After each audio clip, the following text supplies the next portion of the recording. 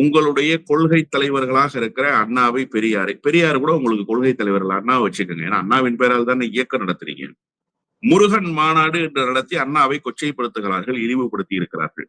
உங்களுடைய ரியாக்ஷன் ஒரு கண்டன அறிக்கையோட முடிஞ்சு போச்சு. நேற்றைக்கு கூட்டம். நீங்க குறிப்பிட்டதை போல அதிமுகவினர் கொண்டாடி தீர்ப்பதை போல ஒரு எழுச்சி உரையை நிகழ்த்திட்டாரு எடப்பாடி பழனிசாமினே வச்சுக்கோமே. அது பாரதிய ஜனதா கட்சியை நோக்கிய உரையினை கூட நீங்க வச்சுக்கலாம்.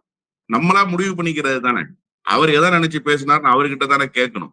அவர் கண்டிப்பாக பாஜகவை நினைச்சு பேசியிருக்க முடியாது. ஏன்னா பாஜகவை நினைச்சு பேசுவதாக இருந்தால் அவருக்கு வேட்டி ஈரமாயிடும்.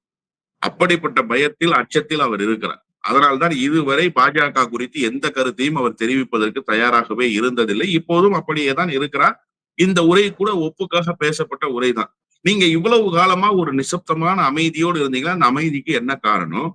ஏன் அண்ணாவை இழிவுபடுத்திய போது உங்களால் சண்டமாரதம் செய்ய முடியவில்லை? அதற்கு எதிராக ஒரு கடும் கண்டனத்தை கூட பதிவு செய்ய முடியவில்லை.